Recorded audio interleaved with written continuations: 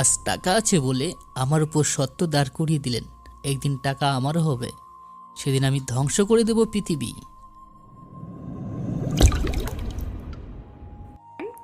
Who the hell is this? কে এই hacker যাকে তোমরা গত 10 দিন ধরে খুঁজে চলেছ কিন্তু পাচ্ছ না? সমস্যাটা কি তোমাদের? এত বড় বড় হ্যাকার রেখেও তোমাদের সামনে থেকে আমার কোম্পানির সব তথ্য চুরি করে নিচ্ছে কিভাবে? Tell me. আগামী কয়েকদিনের মধ্যে আমি ওই হ্যাকারকে আমার সামনে দেখতে চাই। কে করেছে এমনটা, কি চাই সে, সব কিছু আমার জানতে হবে। আর বাকিদের কাজ হবে নাসার সিস্টেম হ্যাক করার। ওর সাথে থাকা বা তার আওতাধীন সকল স্যাটেলাইট নেটওয়ার্ক আমার আন্ডারে চাই। রিফাত আবিরের রুমে এসে বসেছে। কম্পিউটার অন করলো ও। সাধারণ একটি কম্পিউটার। রিফাত কম্পিউটারের দিকে তাকিয়ে রহস্যময় এক হাসি দিল। অর্ককে ফোন দেয়। অর্ক রিসিভ করে বলে, হ্যাঁ রিফাত ভাই বলো। দেখা হবে খুব তাড়াতাড়ি। আর এটাও শুনে রাখ, আবিরকে আমি ডেভিল বানাবো। দেশে তবে আরও একটি ভিলেনকে দেখতে পাবে। দেশ না, বল পৃথিবী এবার নতুন ডেভিলকে দেখবে। তবে এবার সে ডেভিল নয়, হবে ভিলেন, মানে হারামি যাকে বলে। আহা। Hello viewers, I am Devil. এই গল্পটা কলমি ডেভিলের chapter 2, villain of Devil City. Chapter 1-এ আপনারা দেখেছেন লাস্ট পর্যায়ে ডেভিল 500 কোটি টাকা নিয়ে উধাও হয়ে গিয়েছে। ডেভিল কি আসলে ভালো হয়ে গিয়েছে, নাকি নতুন করে ভয়ঙ্কর রূপে ব্যাক করবে? জানতে হলে চ্যাপ্টার 2 দেখতেই হবে। চলুন এবার গল্পে ফেরা যাক। আবির ঘামে ভেজা শার্ট আর শুকনো মুখে বাড়ির মেন দরজার সামনে এসে দাঁড়ালো। পেটে প্রচণ্ড ক্ষুধা। মাথাটা ক্ষুধার চোটে কেমন যেন ঘোরাতে শুরু করেছে তার। এবার একটু না বসলেই নয়। আবির বাড়ির ভাঙাচোরা সিঁড়ির উপরে বসতে যাবে, তার আগে ভিতর থেকে ছোট বোন আরিয়া বলল, ভাইয়া বাজার এনেছিস? তোর অপেক্ষায় সকাল থেকে বসেছিলাম, তোকে যে একটু মাংস আনতে বলেছিলাম, এনেছিস? আবির বাম হাতে থাকা বাজারের প্যাকেট নিচে রাখলো। ডান হাতে ওর যাবতীয় সার্টিফিকেট। ইন করা সাদা শার্ট দুপুরের কাঠফাটা রোদের আলোড়নে ভিজে এককার। গা থেকে ঘামের গন্ধও আসছে। আরিয়া একদম সামনে এসে দাঁড়ালো। একটু চাপা অভিযোগ মিশ্রিত স্বরে বলল, তুই যে কি করিস? সকালে বের হলি, বললি হাতির বাজার নিয়ে ফিরবি, না খেয়ে আছি এখনো, দুপুরের রান্নাটাও করা হয়নি। দেখি কি এনেছিস। আরিয়া বাজার হাতে নিয়ে দেখলো সেখানে শুকনো পটল, নরম আলু, ঝালের অবস্থাও ভালো না, কোনো মাছই নেই। আরিয়া এবার রাগী মুখ নিয়ে বলল, ভাইয়া তুই বাজারের আর কিছু খুঁজে পাস না? কি সব বাজার করেছিস? কালকে তো পটল দিয়ে ভাত খেলাম, আবারও আজকে তুই একই রকম তরকারি এনেছিস। ধুর, যা খাবই না কিছু। আসলে বাজারে আজকে তেমন ভালো কিছু ছিল না। ছিল না মানে? মেজো কাকু কত বড় একটা রুই মাছ কিনে এনেছে, সাথে কত রকমের টাটকা বাজার। আচ্ছা, তোকে একদিন ইলিশ মাছ কিনে খাওয়াবো। যা না বোন, আজকে কষ্ট করে রান্না কর। আমারও তো ইচ্ছে করে প্রতিদিন ভিন্ন রকমের বাজার করতে। আরিয়া দুপুরের পর রান্নাঘরে যায়। আবির জোরে একটা নিঃশ্বাস ছাড়ে। পকেটে ছিল মাত্র 50 টাকা, যা দিয়ে 1 কেজি পটল আর 1 কেজি আলু কিনে এনেছে ও। 10 টাকার ঝালও এনেছে।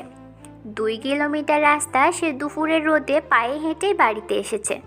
যদি সে রিক্সাতে আসতো তাহলে আজকের বাজারটাও জুটতো না আবিরের। খুব সকালে বের হয়েছিল আবির। সাথে প্রতিদিনের মতো নিজের কম্পিউটার সায়েন্স নিয়ে মাস্টার্স শেষ করা ফুল মার্কসের সার্টিফিকেট ছিল।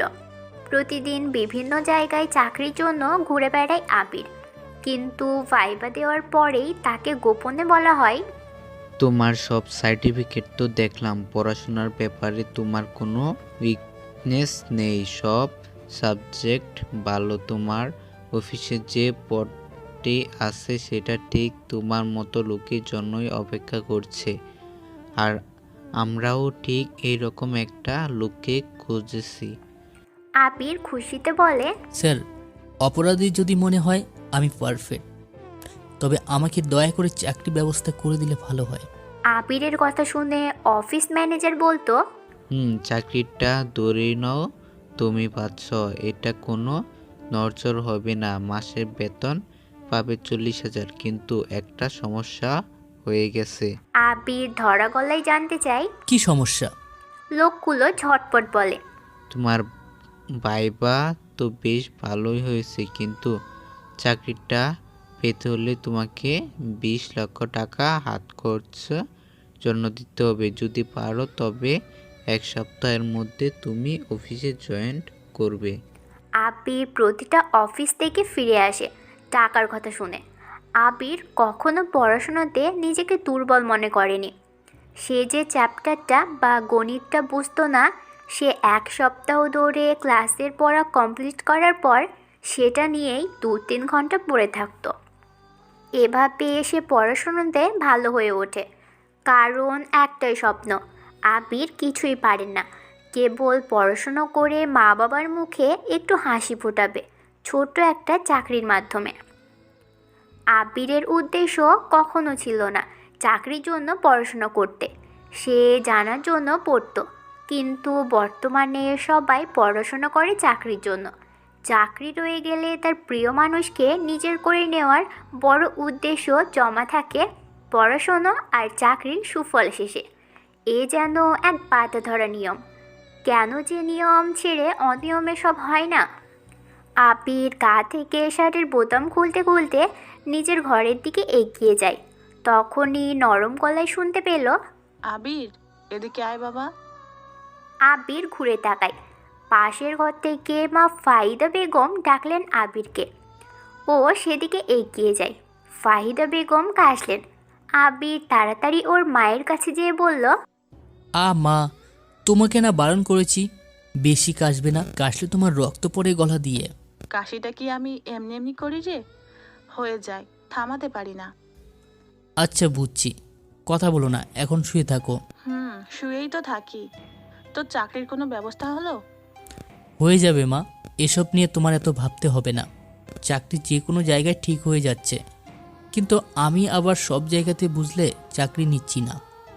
চাকরি করে একদম বড় পর্যায়ের করব, বুঝলে তুমি? আমাকে মিথ্যে বলছিস খোকা? যার ভাঙা ঘর, চাল নেই, সে ছেলে ছোট চাকরিও ছাড়বে না, আর তুই বলছিস যে কোনো জায়গায় করবি না চাকরি? হাসালি রে। তুমি ঘুমাও একটু, পরে ভাবা যাবে। এসব বাদ দিয়ে চুপচাপ শুয়ে থাকো। থাকছি। ওষুধ খাইছো সকালে? হ্যাঁ, খেয়েছি রে। কই দেখি তো, আর কয়টা ওষুধ আছে? না বাবা, তোর দেখতে হবে না, আমি তো খাই। ফুরিয়ে গেলে তোকে বলবো নি। আবির ওর মা ফাহিদা বেগমের কথা শুনল না। সে খাটের নিচ থেকে ঔষধ ছোট্ট ডালা বের করলো। সেখানে কোনো ঔষধ নেই, সব খালি পাতা পড়ে আছে। আবির ওর মায়ের দিকে তাকায়। ফাহিদা বেগম মুচকি হেসে বলল, কি করব বল, ঘরে খাওয়ার মতো তো চালও নেই।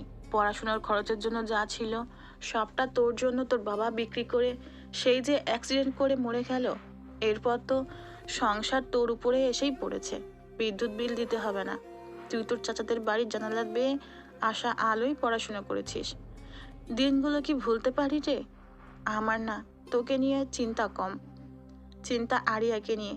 কি হবে মেয়েটার? ওর ঘরে কারেন্ট এনে দিলি, টিউশনির টাকা জমিয়ে, একবেলা খাবারের টাকা জমিয়ে ওর জন্য তুই স্মার্টফোন কিনে দিলি। ওর পড়াশোনার খরচ আর সংসার তো তুই একাই চালাস।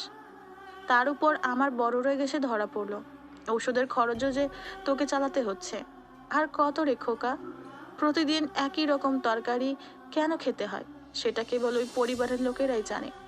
যেই পরিবারের পাশের বাড়ি থেকে আসা মাংস মাছের গন্ধ নাকে ভাসতে থাকে, অথচ খেতে পারি না, সেই পরিবার বোঝে কেন প্রতিদিন একই তরকারি দিয়ে ভাত খেতে হয়।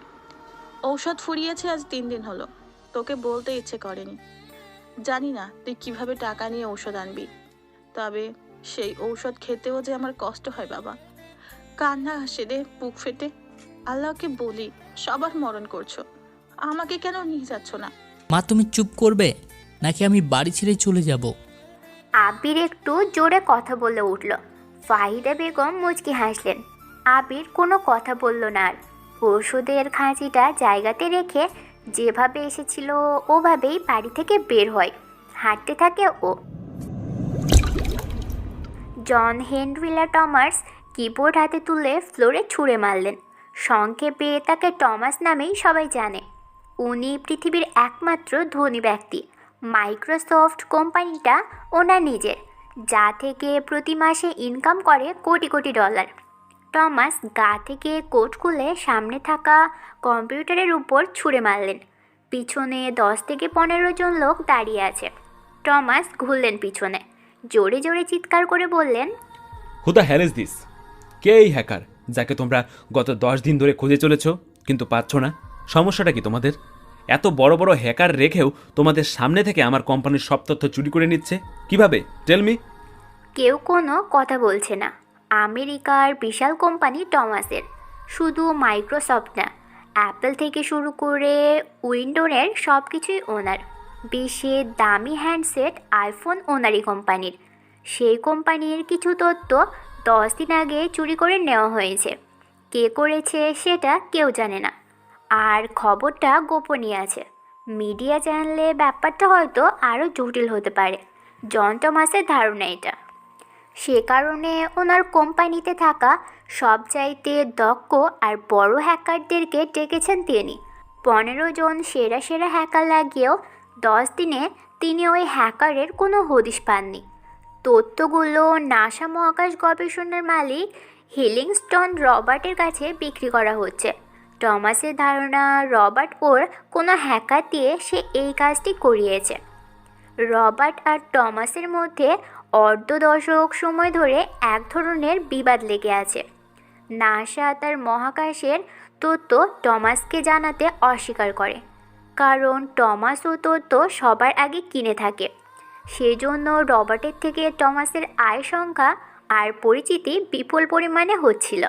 সেজন্য রবার্ট নিজেই টমাসকে ফেক নিউজ দিতে শুরু করে, আর টমাসের কোম্পানি সেটা পাবলিক করতেই বড় রকমের লস হয়।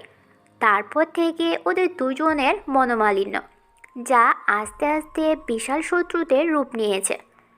রবার্ট চায় টমাসের মাইক্রোসফট কোম্পানির মতো একটা কোম্পানি করতে। সেজন্য রবার্ট তথ্য চুরি করিয়েছে, আর টমাস চায় নাসার পুরো সিস্টেম নিজের কবজায় নিতে। সেজন্য দুজন নিজেদের কোম্পানি প্রোটেক্টের কাজে বড় বড় হ্যাকার নিয়োগ করে রেখেছে।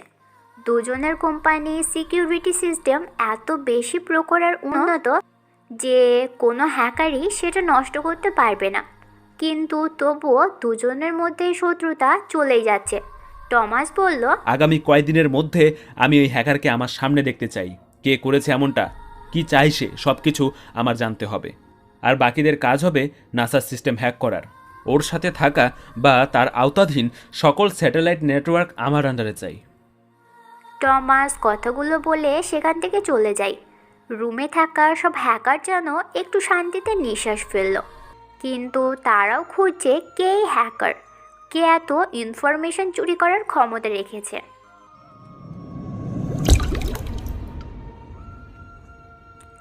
আবির হসপিটালের সামনে এসে দাঁড়ায়। জনসেবা হসপিটাল। আবিরকে দেখে ডক্টর মোহিত প্রশ্ন করল, কি ব্যাপার আবির, তুমি এই অসময়ে? ওই যে কারণে আসা হয় আমার। কি এক বিষয় নিয়ে পড়লে? ডাক্তারি কোনো কিছু যদি পড়তে তাহলে এখানেই তোমার চাকরির ব্যবস্থা করে দিতাম। সেটা তো করলে না। কম্পিউটার সায়েন্স নিয়ে ঘরে বসে আছো। কি হবে কম্পিউটার সায়েন্স নিয়ে পড়ে, যদি এই বয়সে একটা চাকরিই না জোটাইতে পারো? তাড়াতাড়ি করুন, মায়ের ওষুধ লাগবে। আসো ভিতরে। আবির হসপিটালের মধ্যে একটা রুমে প্রবেশ করে। Blood donate room. কিন্তু আবির নিজের রক্ত দান করে না। মানুষ রক্ত দান করে একজন রোগীকে বাঁচানোর জন্য, আর আবির রক্ত বিক্রি করে তার মায়ের জন্য ওষুধ নিয়ে যায়। এটা আজকে প্রথম নয়, কয়েক মাস আগেও ওর শরীরে থাকা গোল্ডেন পজিটিভ রক্ত বিক্রি করে দিয়েছে, যা দিয়ে ইন্টারভিউ কাগজ কিনত। ডক্টর মোহিত প্রশ্ন করল, কিছু খেয়েছো? আবির মাথা নাড়িয়ে না জানালো। মুহিত কয়েকটা আপেল বাড়িয়ে দিয়ে বলা শুরু করলো, আবির, এমন কোনো রক্তের গ্রুপের কথা কি জানো যে গ্রুপের মানুষের সংখ্যা পৃথিবীতে সর্বস্বকুলে 50-এরও কম? অবিশ্বাস্য হলেও এটি বিশ্বের বিরলতম রক্তের গ্রুপ। রক্তের এই গ্রুপ গোল্ডেন ব্লাড নামে পরিচিত। ভারতীয় সংবাদ মাধ্যম নিউজ জানিয়েছে এমন তথ্য।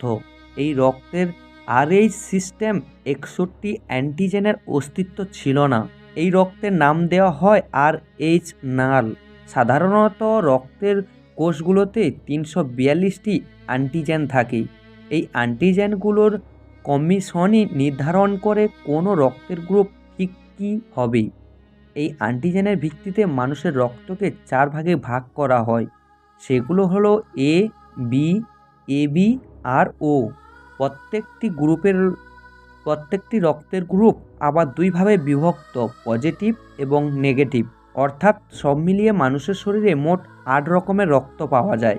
সেগুলো হলো A positive, A negative, B positive, B negative, O positive, O negative, AB positive ও AB নেগেটিভ।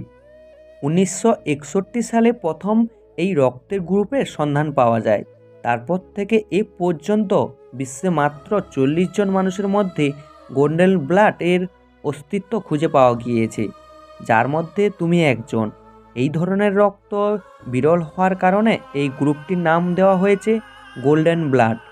এই গোল্ডেন ব্লাডের অধিকারীদের মধ্যে 9 জন নিয়মিত রক্তদান করেন, তবে একজন বিক্রি করে, আর সেটা তুমি।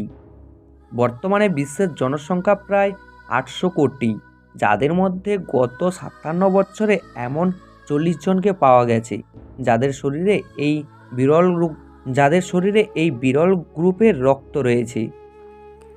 আবির কিছু বলল না, রক্ত দিয়ে সে বেড থেকে উঠল। মোহিত ওর সামনে টাকার বড় একটা খাম এনে দিল। আবিরের এটা প্রয়োজন।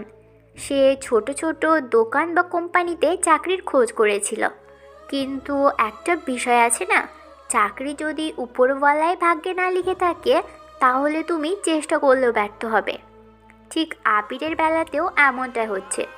সে ছোট কোনো জায়গাতে চাকরি খুঁজলে পিছন থেকে সবাই বলে, এত দূর অবধি পড়াশোনা করেও তুমি এখানে চাকরি করবে? এটা আমরা মেনে নিতে পারবো না। সহজ কথা, তারাও চাকরি দিতে নারাজ, ঘুষ ছাড়া। দুনিয়াতে টাকার মূল্য বেশি। কথিত আছে পৃথিবীতে মানুষের জন্য দ্বিতীয় সৃষ্টিকর্তা হলো টাকা। টাকার কি এতটাই মূল্য? কিন্তু আমরাই তো টাকাকে বেশি প্রাধান্য দিয়ে থাকি, কারণ আমাদের চাহিদা তো কোনো শেষই নেই। আজকে কেউ 10,000 টাকার ড্রেস কিনছে, 2 দিন পর আবার কিনবে। অথচ এত টাকার ড্রেস কিনেই বা কী হলো, আবার পরে অন্যটা কেনারই বা কী প্রয়োজন? ঠিক এসব চাহিদার জন্য টাকার মূল্য বেড়ে চলেছে। আবির হসপিটাল থেকে বের হয়, কাছে ওর প্রায় 20,000 টাকা। ব্যাপার খুব বিরল। নিজের রক্ত বিক্রি করে সংসার চালানো হচ্ছে। কত জায়গায় কাজ খুঁজেছে, কিন্তু পড়াশোনাতে ডুবে থাকা ছেলেটা কি আর তার হাতের কোনো কাজ পারবে? আবার চাকরির জন্য বহু জায়গাতে ছুটে বেরিয়েছে। লাখ টাকার দাবিতে সে আজ ব্যর্থ। পকেটে হাত গুজে সে হাঁটছে। ওর পকেটে থাকা বাটন ফোনটি বেজে উঠল।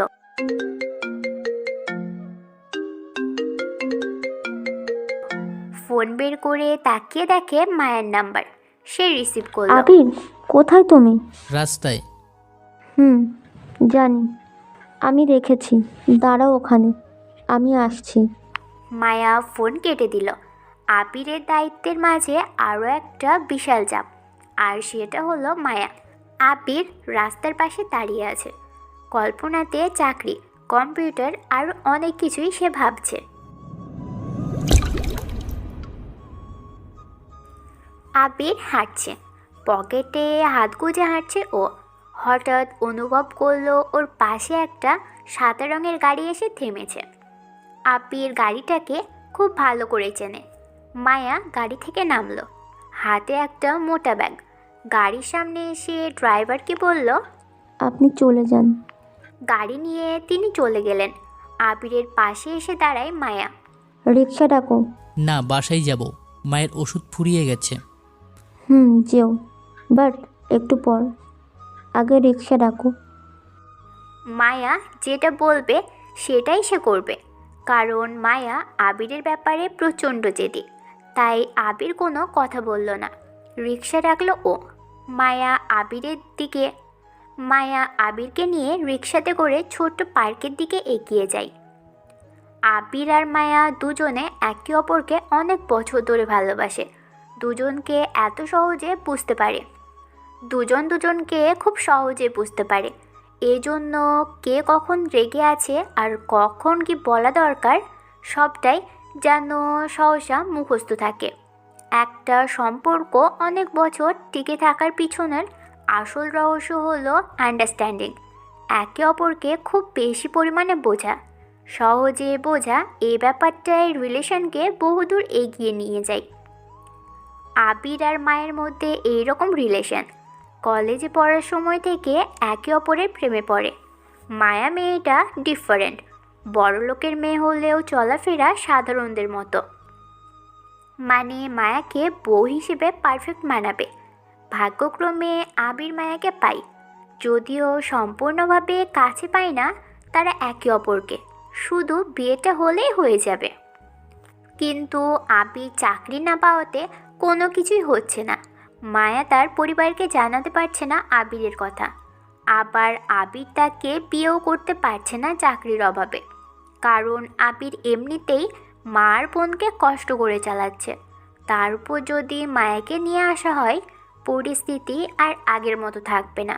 কথায় আছে, অভাব যখন নিকটে আসে তখন ভালোবাসাটাও জানালা দিয়ে পালায়। আগামী 2 মাসের মধ্যে নাসা বিজ্ঞানী বৃষ্টির কোনো প্রকোপতাই খুঁজে পাচ্ছে না।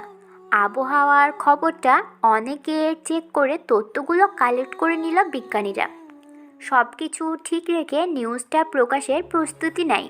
লাইভ টিভিতে সরাসরি প্রকাশ করে নাসা কোম্পানির মালিক রবার্ট। নিউজটা প্রকাশের দায়িত্ব দিয়েছে কয়েকজন বিজ্ঞানীর। যখন টিভিতে হেডলাইন হিসেবে লেখাটা আসে, সেখানে লেখাটা একদমই পাল্টে যায়। সেখানে লেখা আছে আগামী 2 মাসে ঝড়ের প্রকোপ অনেক বেশি। নিউজটা তখন পুরোপুরিভাবে পাবলিশ হয়ে যায়। নাসা থেকে আবহাওয়ার এমন খবর দেখে সাধারণ পাবলিক ধরেই নিয়েছে আগামীতে ঝড় আসতে চলেছে। কিন্তু রবার্ট নিউজটা দেখার পর সে নিজেই অবাক হয়। এমনটা তো ছিল না। সে সবাইকে ডাকে, নিউজের ব্যাপারে জানতে চাই। এটা কি ধরনের খবর প্রকাশ হলো? স্যার, আমরা কিছুই জানি না। যতবারই স্ক্রিনে লেখা প্রকাশ করতে চেয়েছি, ততবারই লেখা নিজে থেকে পাল্টে গেছে।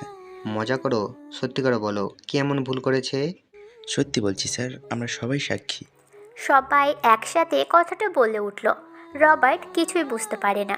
তখনই টমাসের কল আসলো। টমাস বলল, কি বন্ধু, শুনলাম তোমরা নাকি ভুয়া খবর প্রকাশ করেছো। এবার তো গেল তোমাদের কোম্পানি ডুবে। রবার্ট ফোন ছুঁড়ে মারলেন ফ্লোরে। মনে মনে বলল, টমাস করেছে, তাহলে হ্যাকার দিয়ে সব। টমাসকে চুপচাপ কিছুক্ষণ গালি দিতে থাকে রবার্ট। তখনই ওর অফিস ফোনে একটি রিং বেজে উঠল। রবার্ট রিসিভ করে। Hello sir, I am wizard. এটা আমার ডাকনাম, সো কল মি উইজার্ড। আমি বিগত 10 বছর ধরে আপনার নাসা কোম্পানির সিস্টেম হ্যাক করার চেষ্টা করছি, কিন্তু পারছিলাম না। আজকে বেশ কিছুটা সফল। হয়তো একদিন আমি সবটাই আমার করে নেব। আমি আছি কোনো এক জায়গাতে। আমাকে খুঁজে সময় নষ্ট করবেন না, কারণ এই উইজার্ডকে কেউ খুঁজে পাবে না। একবার ভাবুন তো, যে আপনার সিস্টেমের কিছুটা হলেও হ্যাক করতে পেরেছে, তাকে কি এত সহজে খুঁজে পাবেন? তাই বলছি, আপনি সিকিউরিটি বাড়ান। এমন দিন আসবে করা সিকিউরিটিতেও কাজ হচ্ছে না। টেক কেয়ার, অ্যান্ড ব্ল্যাক উইজার্ডের পক্ষ থেকে অগ্রিম শুভকামনা। কেমন যেন গম্ভীর গলায় কথাগুলো বলে ব্ল্যাক উইজার্ড নামের হ্যাকার ফোন কেটে দিল। রবার্ট বোকার মতো তাকিয়ে আছে সামনে। সহকারীরা ওর পাশে এসে দাঁড়ায়। জন হ্যানরি নামের একজন জিজ্ঞেস করলো, কি হয়েছে স্যার? আপনাকে এমন আপসেট দেখা যাচ্ছে কেন? পরে সব বলবো। আগে আপাতত আমাদের সব সিস্টেম অফ রাখো। টিভিতে একটা নিউজ প্রকাশ করো, হ্যাকার প্রয়োজন। যে দক্ষ হ্যাকার তাকে সরাসরি নাসা কোম্পানিতে জব দেওয়া হবে। অফারটা প্রকাশ করো সব চ্যানেলে, শুধু যুক্তরাজ্য নয়, পুরো পৃথিবীতে নিউজটা যেন প্রকাশ পায়। আমি হ্যাকার চাই, যে কোনো বড় ধরনের হ্যাকার আমার দরকার। কিন্তু কেন স্যার? কারণটা কি? সব কিছু জানতে পারবে, যা বললাম সেটা করো। স্যার, হ্যাকার তো আর বাজারে কোনো পণ্য নয় যে চাইলেও পাবো। তারা সামনেও আসতে চাইবে না। তবে রাষ্ট্রীয়তে হ্যাকারদের সংখ্যা অনেক বেশি, জাপানেও থাকতে পারে। আপনার বর্তমান হ্যাকার দ্বারা সব জায়গাতেও খোঁজ করুন, এমন অনেক বড় পর্যায়ে হ্যাকার পাওয়া যাবে। সব জায়গাতে খোঁজ নাও। I need man hacker. Robert কথাগুলো বলে রুম থেকে বের হয়ে যায়। নাসা অনেক বড় একটা কোম্পানি, যেখানে সব কিছু হাই সিকিউরিটিতে ভর্তি। আপাতত ব্ল্যাক উইজার্ডের সব সিস্টেম ডিলিট করে নতুন করা হয়েছে নিজেদের সিস্টেম। কিন্তু প্রশ্ন একটাই, কে ব্ল্যাক উইজার্ড? সারাদিন না খেয়ে আছো তাই না? মায়ের কথায় আবির চমকে ওঠে। আরিয়ার কথা ভাবছিল ও। কালকে বোনটার জন্য অনেক বড় একটা মাছ কিনে নিয়ে যাব। কি হলো বলো? খাওনি তাই না? মায়া ব্যাগ থেকে একটা ছোট টিফিন বক্স বের করে। এটা নতুন কিছু নয়, সপ্তাহে 3 দিন মায়া নিজে এসে খাইয়ে দিয়ে যায়। আবির বলল, আর কত করবা তুমি? চুপ থাকো, প্রতিদিন একই কথা বলো। যতদিন বেঁচে আছি ততদিনই করবা। হাসলে কেন? এখন বুঝবে না হাসির কারণ। মায়া কিছু বলল না। টিফিন বক্স খুলে সেখান থেকে বিরিয়ানি হাতে তুলে নিল। আবিরের মুখের সামনে ধরে খেতে বলল ও। আবির বাধ্য ছেলের মতো বিরিয়ানি খেতে থাকে। মায়া আবিরের খাওয়া দেখছে। সন্ধ্যা হয়ে এসেছে প্রায়। আবিরকে খাইয়ে দিয়ে মায়া ওর কাঁধে মাথা রাখলো। আবির, তাড়াতাড়ি কিছু একটা করো। বাড়ি থেকে তো বিয়ের কথা প্রতিদিন শুনতে হচ্ছে। আর একটু সময় দাও, জানি না কি করতে পারবো, তবে চেষ্টা করব তোমাকে না হারিয়ে ফেলার। হারাবে মানে? শোনো, আমি তোমাকে ছাড়া কাউকে বিয়ে করব না। পৃথিবীর সব সত্যিকারের ভালোবাসার সম্পর্কে দুজনে একই রকম কথা বলে, তোমাকে ছাড়া কারো হব না, অন্য কাউকে বিয়ে করব না, তোমাকে ছাড়া অন্য কাউকে স্পর্শ করতে দেব না। কিন্তু সময়ের পরিবর্তনে সব কিছু পাল্টে যায়। আজ বুঝলাম, মেয়ের বিয়ের বয়স হলে বাবা থেকে বয়ফ্রেন্ডের চিন্তা অনেক বেশি হয়ে থাকে। ধুর, এসব কথা আমার শুনতে ভালো লাগে না। চলো বাসায় যাই। শোনো, মায়া ওই ছোট্ট ব্যাগ থেকে কতগুলো টাকা বের করে আবিরের সামনে বাড়িয়ে দিল। আবির টাকার দিকে তাকিয়ে থাকে কিছু সময়। মায়া বলল, এখানে 10,000 টাকা আছে, নাও, কাজে লাগবে। না, অনেক নিয়েছি, আর নিতে ইচ্ছে করছে না। চুপ, বেশি কথা বলবা না। তোমার কাছে কি কখনো টাকা ফেরত চেয়েছি? আমি তো তোমার কেউ না। মায়া ডান পকেটে টাকা গুঁজে দিয়ে আবিরের কপালে চুমু দিয়ে সেখান থেকে চলে যায়। কিছু দূর যেয়ে থেমে বলল, এখন থেকে আর রক্ত বিক্রি করতে হবে না। আমাকে বলবে, যদি আর কখনো শুনি এমন করেছো, নিজের শরীরের সব রক্ত নিজেই ঝরিয়ে ফেলবো। রিক্সাতে করে বাসায় যাবে। বাই। মায়া আর দাঁড়ালো না, সেখান থেকে চলে যায়। আবির তাড়াতাড়ি পার্ক থেকে বেরিয়ে মায়ের জন্য ঔষধ কিনে বাড়ির দিকে যায়।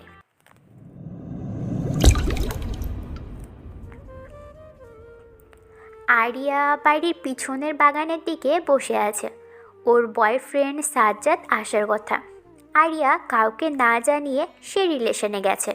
যদিও রিলেশন ব্যাপারটা কাউকে না জানিয়ে হয়ে থাকে, রোজ রাত জেগে ওরা চ্যাটিং করে। রাতের বেলা এখানেই দেখা করে দুজন। আরিয়া বসে আছে, হঠাৎ পিছন থেকে ওর কাঁধে কে যেন হাত রাখে। আরিয়া ঘুরে তাকায়, সাজ্জাদ এসে দাঁড়িয়েছে। সাজ্জাদকে দেখে আরিয়া মুচকি হাসল। সাজ্জাদ ওর পাশে বসে। এই, এত দেরি করলা কেন আসতে? ভাইয়া বাড়িতে নেই, যে কোনো সময় চলে আসবে। সরি গো, বন্ধুদের থেকে বিদায় নিতে দেরি হয়ে গেছে। দেখো তোমার জন্য আজকে কি এনেছি। সাজ্জাদ পকেট থেকে একটা ছোট্ট সাদা কাগজ বের করে। কাগজটি 4 কোনা প্যাকেট। আরিয়া জানে সেটা কি। কন্ডম নামেই সবাই জানে। আরিয়া আর সাজ্জাদের মধ্যে কেবল মনের সম্পর্কই নয়, ওদের মধ্যে শারীরিক সম্পর্কের প্রায়শই প্রতিফলিত হয়। ছোট্ট বয়স আরিয়ার। সাজ্জাদ আরিয়ার থেকে 3 বছরের বড়। আরিয়া কলেজে যেত আর আসতো। সাজ্জাদ পিছনে পিছনে ঘুরঘুর করত। বড়লোকের একমাত্র ছেলে সাজ্জাদ। সে ঢাকাতে বড় ব্যবসা করে। প্রথম প্রথম সাজ্জাদকে আরিয়া পাত্তাই দিত না। সাজ্জাদ প্রায়ই আরিয়াকে এসে ভালোবাসি বলতো, কিন্তু আরিয়া তাকে সাফ জানিয়ে দেয় সে রিলেশন করবে না। মেয়েদের মন নাকি প্রজাপতির থেকেও নরম, একটা ফুলের পাপড়ির থেকেও কোমল। আর ঠিক সেটাই হলো। সাজ্জাদ 1 বছর আরিয়ার পিছনে ঘুরে বেড়ানোর পর আরিয়া রাজি হয়। রাজি হবেই বা না কেন? সাজ্জাদ তো ভালোবাসার সব রকম প্রয়োগ আরিয়াকে দেখিয়েছে। আরিয়া তাকে প্রচণ্ড ভালোবেসে ফেলেছে।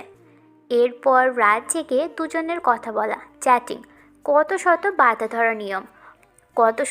বাধা ধরা নিয়ম অনিয়ম ছাড়িয়ে কথার ফুলঝুরি সাজিয়ে চলেছে ওরা দুজন। কথার অববাহিকায় আরিয়ার মনে সাজ্জাদকে নিয়ে নতুন স্বপ্নের স্বার্থবাস ধরা দিয়েছে। অজানা আর নিষিদ্ধ আহ্বানে বারবার এগিয়ে গেছে দুজন। একে অপরকে আলিঙ্গনে ছিল প্রতিদিনের নেশা। সেই আলিঙ্গন নেহাত শুধু আলিঙ্গন ছিল না, সেটা ছিল কামনার এক বিশাল বাসনা পূরণের অদম্য আগ্রহ, যার শেষ সুখময় আত্মচিৎকারে। আজকে দেখা কিছু হবে না। 2 দিন আগেই তুমি যা করেছো, ভয়ে আছি যদি বেবি চলে আসে। সাজ্জাদ মুচকি হাসল। আরিয়া মুখে বারণ করলেও ঠিকই শরীরের অগ্রাহ্যতায় নিজেকে স্বল্প নয় আগ্রহের অনিমেদিতায় পিকিয়ে দিচ্ছে। সাজ্জাদ থেমে নেই। ও সুস্থ সবল হাতে তেলে সম্মানটি বহু আগেই চালানো করে দিয়েছে। নারী শরীরের উন্মোদনা যেন বিশাল আকাশ পরিমাণ। সাজ্জাদ আরিয়ার ওড়নাটা দূরে ফেলে দেয়। এরপর ধাক্কা দিয়ে তাকে ঘাসের উপর শুয়ে দিল। তারপর চাঁদের আলো দুজনের ওই আলিঙ্গনটা শেষ হয় বিশাল চাহিদা পূরণের সমাপ্তিতে। বেশ কিছু সময় পর দুজনেই ক্লান্ত। সাজ্জাদ উঠে চলে যাওয়ার প্রস্তুতি নিল। আরিয়া তাকে কাছে ডেকে নিয়ে ছোটে চুমু দিয়ে বলল, বেশি আসবে না এখানে, ভাইয়া দেখলে কিন্তু সমস্যা আছে, যাও এবার। সাজ্জাদ চলে যায়। আরিয়া ড্রেস ঠিকঠাকভাবে পরে নিল। তারপর বাড়ির মধ্যে প্রবেশ করে। রুমের মধ্যে এসে বালিশে হেলান দিয়ে সাজ্জাদের কথা ভাবছে।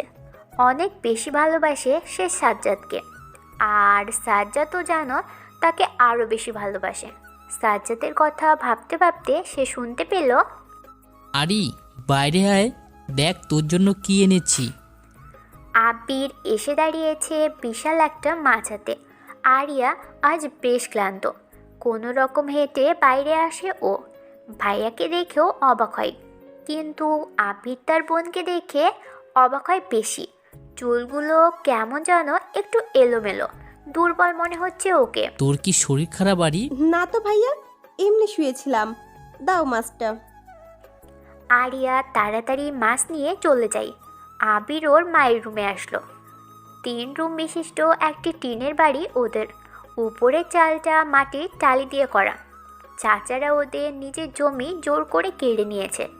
পাশেই চাচাদের বিশাল অট্টালিকা, পাঁচিল দিয়ে ঘেরা। আবিরদেরকে কখনো খোঁজও নেয় না তারা। আবির ওর মা ফাহিমা বেগমের রুমের মধ্যে আসলেন। উনি শুয়ে আছে বিছানায়। আবির যে ওষুধগুলো রাখে সেখানে। মায়ের মুখের দিকে তাকিয়ে আবির চলে আসার প্রস্তুতি নেয়।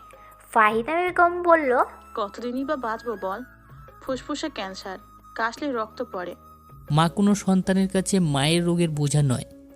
নিজের সবটা দিয়ে আমি চেষ্টা করব। সব কিছু জেনে কাছে থাকা, কাছে রাখার চেষ্টাই হলো ভালোবাসা। সেই ভালোবাসাই পরিমাপহীন। ভাইয়া টাকা দে, ফোনের এমবি শেষ হয়ে গেছে, কিনতে হবে। আবির পিছনে তাকায়। ওর বোন এসে দাঁড়িয়েছে।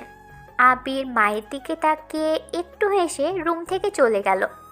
আরিয়ার হাতে টাকা দিয়ে সে রুমের মধ্যে চলে যায়। রুমে একটি কম্পিউটার। কম্পিউটারটাই আবিরের বাবার দেওয়া প্রথম উপহার। কম্পিউটারের জন্য আবির 1.5 বছর বায়না ধরেছিল। এটাই মধ্যবিত্ত পরিবারের কোনো জিনিস পাওয়ার বিশাল সংগ্রাম। একটা সময় অনেক কিছুই ছিল আবিরের বাবার, কিন্তু ওর চাচারা সবাই বেইমানি করে নিজেদের কাছে হাতিয়ে নিয়েছে, যা শোনার পর আবিরের বাবা প্রথমবারের মতো স্ট্রোক করে। আবিরের খুব রাগ হয় ওর চাচাদের উপর। মেজো চাচা ছোট মেয়ে আবিরকে যেন চাকর মনে করে। দেখা হলে আবিরের সাথে খুব বাজে ব্যবহার করে চাচার ছোট মেয়ে প্রীতি। আবির কম্পিউটার অন করলো। ডেটা সেট আপ দিয়ে সে বিভিন্ন সাইটে ঘুরে বেড়াচ্ছে। প্রতিদিন ঠিক এমন করেই কাটিয়ে দেয়। কম্পিউটারে তেমন কোনো কাজ নেই ওর, অতটাও প্রয়োজন পড়ে না। ওর মা কতবার বলেছে কম্পিউটারটা বেচে দিতে, কিন্তু আবির দেয়নি।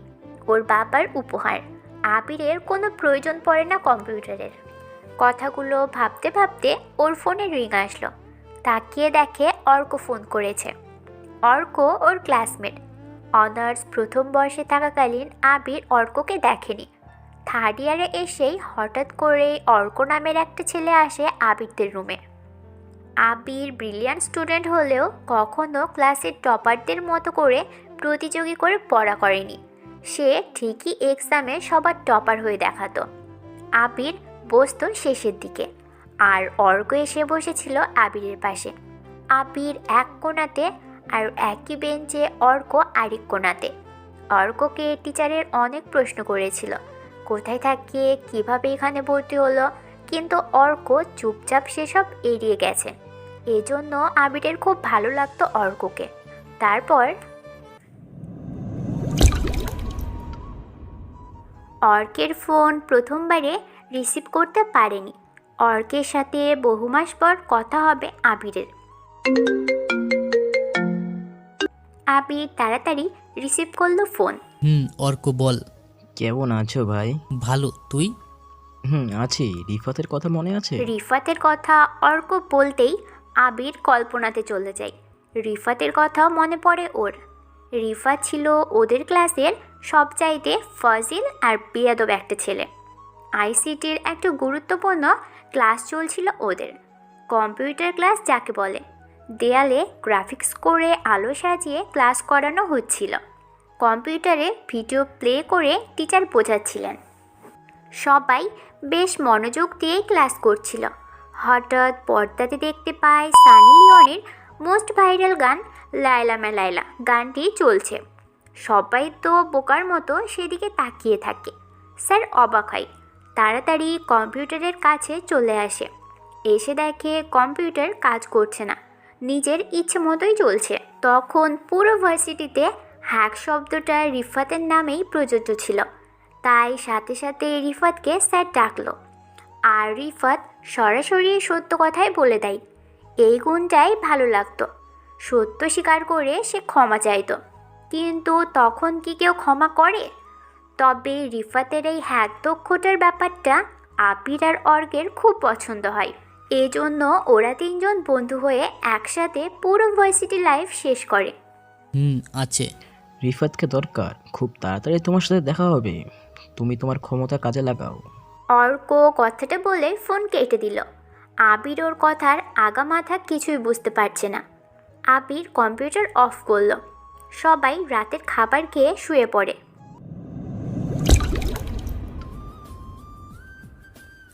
আরিয়া ফোনে চ্যাট করছে।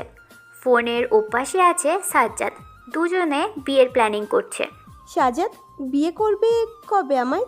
ভাবছি তোমাকে নিয়ে পালিয়ে যাবো ঢাকাতে। কবে যাবা? খুব তাড়াতাড়ি যাব। বলছি কালকে কি আবার আসবো? এই না, বিয়ে করো আগে। তুমি অনেক বদমাইশ হয়ে গেছো। আসি না, আমি কি চলে যাচ্ছি নাকি? না, বিয়ে করো আগে। ও বুঝেছি, আমি তো তোমার কাছেরই মানুষ না। থাকতে লাগবে না, ঘুমিয়ে পড়ো, রাখছি। আরে রাগ করছো কেন? আচ্ছা, আমি জানাবো সুযোগ বুঝে। আমার মিষ্টি বউ। দুজনে আরও বেশ কিছু সময় চ্যাট করে রাত গভীর হয়। সবাই ঘুমের দেশে আচ্ছন্ন হয়ে পড়ে। টমাস তার নিজের অফিসে বসে আছে। চারপাশে ঘিরে আছে বিভিন্ন দেশের হ্যাকার। কিন্তু হঠাৎ ও তার পিসিতে খেয়াল করে ওর অ্যাকাউন্টে আসা টাকা কোনো একটি প্যাঁচালো নামধারী অ্যাকাউন্টে ট্রান্সফার হচ্ছে। মানে টমাসের অ্যাকাউন্টে টাকা আসছে, আর টমাসের অ্যাকাউন্টের টাকা সাথে সাথে আরেকটা অ্যাকাউন্টে চলে যাচ্ছে। টমাস কিছু বোঝার আগেই বাংলাদেশি 4 কোটি টাকা সেই অনুপ্রবেশকারী অ্যাকাউন্টে চলে গিয়েছে। টমাস ওর নিজের অ্যাকাউন্ট বন্ধ করে দিল। বেশ কিছু সময় চেয়ারে বসে থেকে অনেক কিছুই ভাবছে। আচ্ছা, এসব কি রবার্ট করেছে নাকি? ওর কাছে তো দামি হ্যাকার সাইবার প্রতিরক্ষক কাহিনী আছে, তবে কি সেই এসব করছে? কথাগুলো ভাবতে ভাবতে টমাসের কাছে একটা ফোন আসে। সে রিসিভ করলো। ওপাশ থেকে ভাঙা ভাঙা গলায় বলল, হ্যালো স্যার, কেমন আছেন? I am black wizard. আমাকে চিনবেন না। আমার পেশা সম্পর্কে আপনি বললে হয়তো বুঝতে পারবেন আমি কে। আমি একজন সাইবার হ্যাকার। সাইবার জগতে আমি উইজার্ড নামে পরিচিত। আপনার অ্যাকাউন্ট থেকে টাকাটা সরিয়ে নিলাম আমি। সব কিছু হ্যাক করার ইচ্ছে ছিল আমার, কিন্তু পারছি না। অনেক প্রোটেকশন দেওয়া আপনার নিজস্ব সাইবারে, তবে একদিন ঠিকই সব কিছু আমি নষ্ট করে দেব, নিজের কবজায় নিয়ে আসব। আমাকে কেউ আটকাতে পারবে না। Good bye. Black wizard phone কেটে দিল। টমাস যেন বোকার মতো তাকিয়ে থাকে পিসির দিকে। নাম্বারটা লোকেট করার জন্য একজন হ্যাকারকে ডাকলো। কিছু সময় পর টমাসকে এসে জানানো হয়, নাম্বারটি কোনো লোকেটেড হচ্ছে না, বারবার লোকেশন পাল্টে যাচ্ছে। টমাস বেশ উত্তেজিত হয়ে সবাইকে বলল, হয়তো হতে পারে রবার্টের এটা কোনো চাল, তবে সেই প্ল্যান যেন আগামীতে বড় না হয়, সেজন্য আমাদের দক্ষ হ্যাকার প্রয়োজন। পৃথিবীর সব জায়গায় খোঁজ নাও, দক্ষ হ্যাকার কোথায় পাবো? উইজার্ডকে কি চায় তাকে থামাতেই হবে। ওই আবিরের বাচ্চা, ওঠ বলছি, ওঠ। আবির লাফ দিয়ে বিছানা থেকে উঠল। চোখ কষলে পাশে তাকিয়ে দেখে প্রীতি দাঁড়িয়ে আছে। আবির কিছুটা বিরক্ত নিয়ে বলল, তুই এখানে কেন? ওই, তোকে না বলেছি আমাকে তুই করে বলবি না? তুই হলি আমাদের থেকে নিচু পর্যায়ে, আমরা হলাম বড় পর্যায়ে, এজন্য তুই করে বলবি না। তোর বড় পর্যায়ের আমি। আবির, এসব কি হচ্ছে? কি বলছে মেয়েটা আগে শোন। আর তুই তো সবটা জানিসই, ও যা বলছে ঠিকই বলছে। মা, তুমি এই অবস্থায় উঠে এসেছো কেন? শালা, মায়ের কথা আগে ছাড়, চল আমার সাথে। প্রীতি কথাটা বলে। আবির হাত ধরে ঘর থেকে বের করলো। আরিয়া সামনে এসে দাঁড়ায়। প্রীতির দিকে তাকিয়ে বলল, তুই ভাইয়ের সাথে এইভাবে কথা বলছিস কেন? চুপ কর তুই, বেশি কথা বললে তোকেও বাড়ির কাজে লাগিয়ে দেব, বুঝলি? কেউ কোনো কথা বলল না। বলবেই বা কি করে? আবির চাইলে অনেক কিছুই তো বলতে পারে, কিন্তু কেন বলছে না? কারণ একটাই, আবিরেরা বর্তমানে যে জায়গায় থাকছে সেটা প্রীতিদের, মানে আবিরের মেজ চাচা নিয়াজ সাহেবের। আবির কিছু বললেই ওর মা বোনকে নিয়ে রাস্তায় বের হতে হবে। মা আর বোনের দিকে তাকিয়ে সব কিছু মেনে নিচ্ছে আবির। দেখ আমার গাড়ির অবস্থা কি, কাদা লেগে আছে, ড্রাইভারও আসেনি, তুই এক্ষুনি পরিষ্কার কর। আমি পারবো না। তুই পারবি, তোর বাপ। আর একবার আমার বাবাকে নিয়ে কথা বললে। আবির প্রীতির দিকে হাত উঠিয়ে কথাটা বলল। সাথে সাথে পিছন দিকে আবিরের কাঁধে হাত রেখে কে যেন ঘুরিয়ে নিল। আবির সামনে ঘুরতেই একটা চর ওর গালে এসে পড়ল। আবির তাকিয়ে দেখে নিয়াজ সাহেব এসে দাঁড়িয়েছে। আবিরের শার্টের কলার টেনে ধরে বলল, ছোট লোকের জাত ছোটদের মতো থাকবি। আমার মেয়ে যা বলছে তাই কর, না হলে যেখানে থাকিস না সেটাও কেড়ে নেব, এরিয়া থেকে বের করে দেব, বুঝলি? নিয়াজ সাহেব কথাগুলো বলে সেখানে থেকে চলে যায়। আবির রাগী দৃষ্টিতে তাকিয়ে আছে সেদিকে।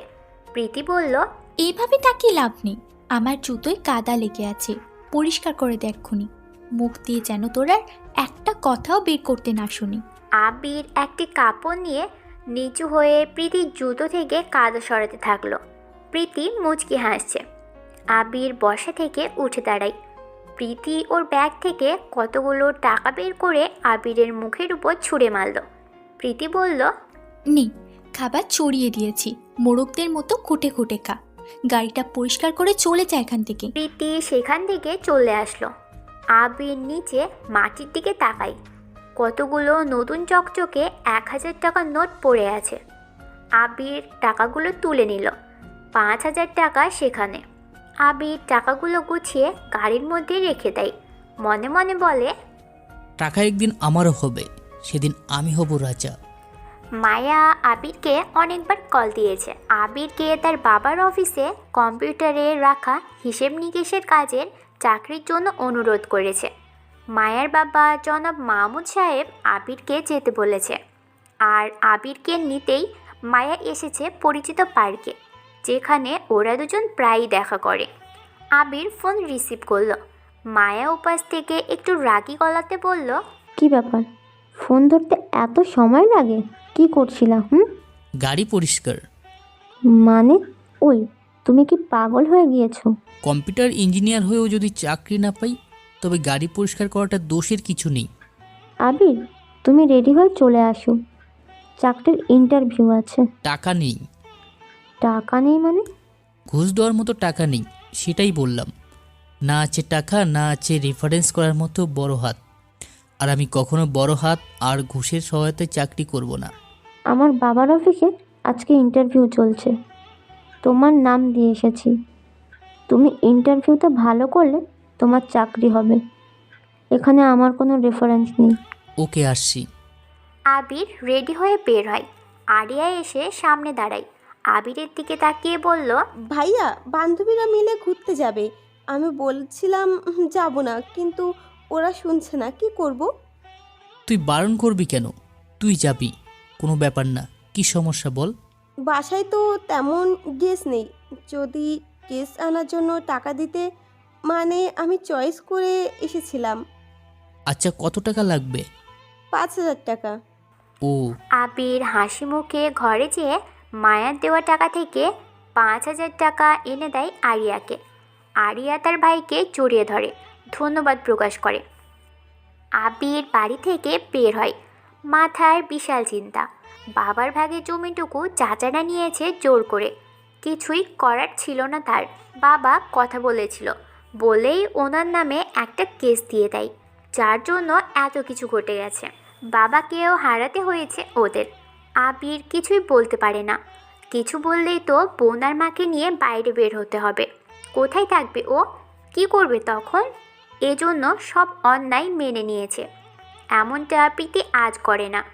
ওর কোনো সমস্যা হলেই আবিরকে ডাকে, আর কাজের লোকদের থেকেও খারাপভাবে কাজ করিয়ে নেয়। কাজ করানোটা ঠিক ছিল, কিন্তু করানোর পদ্ধতিগুলো বড়ই নির্যাতিত। আবির হেঁটে যাচ্ছে রাস্তার পাশ দিয়ে।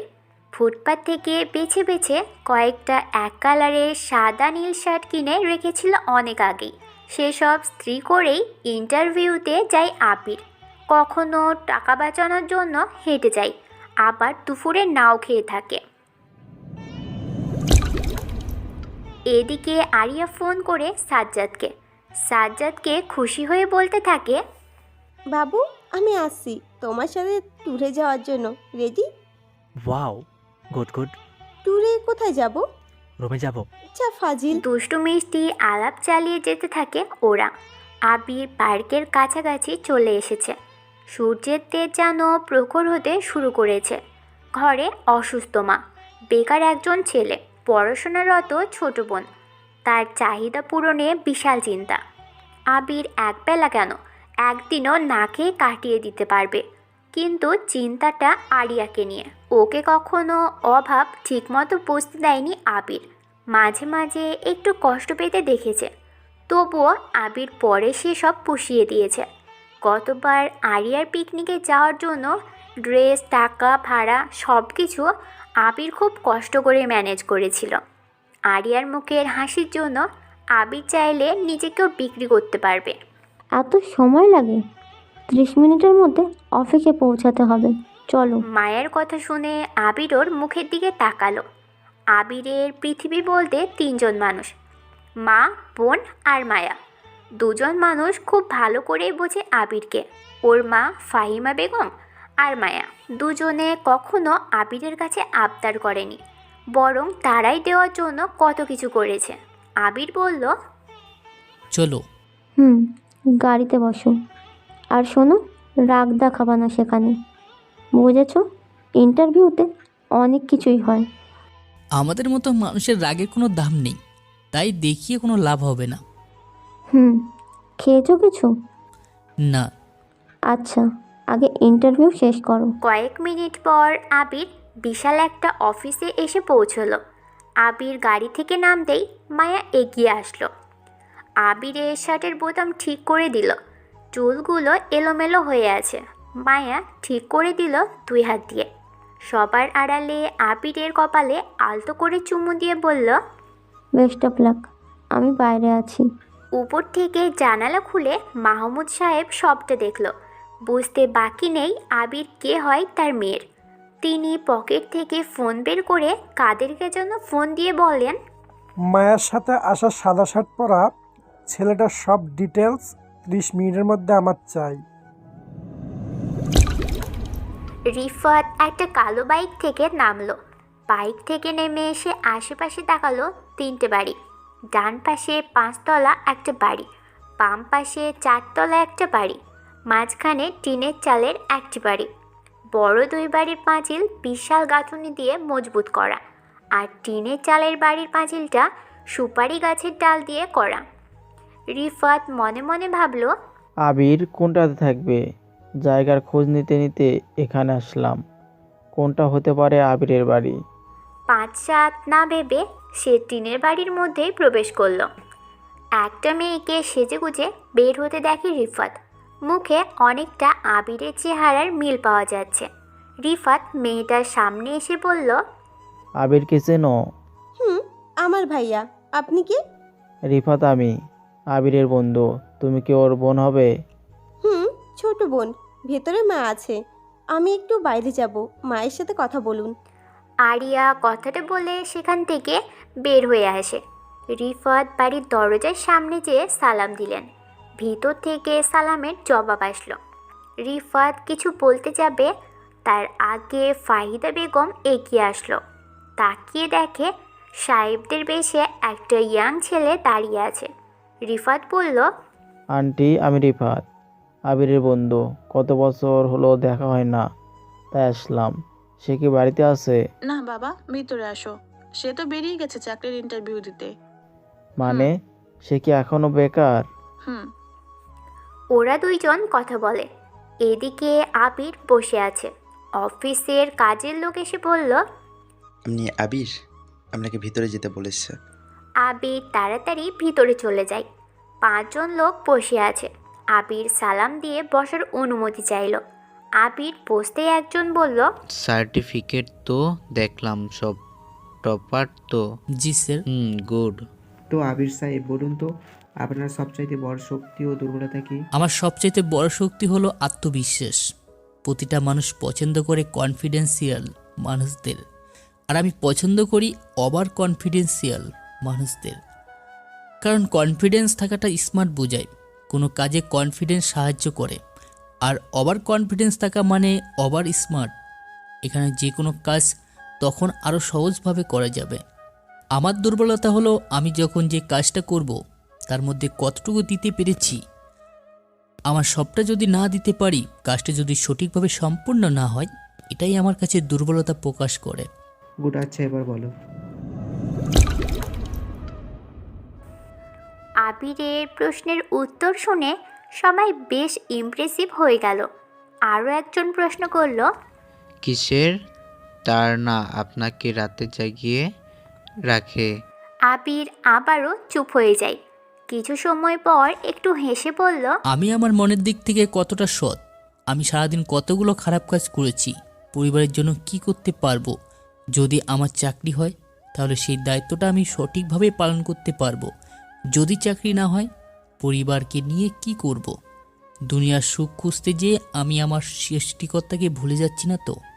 এইগুলো চিন্তা আমাকে রাত জাগিয়ে রাখে। তবে সব সময় না। আমি এমনিতেই খুব সকালে উঠি, নিজের মতো কাজ করি, দায়িত্ব বেড়া গেলে সব কিছু সামলাতে পারি।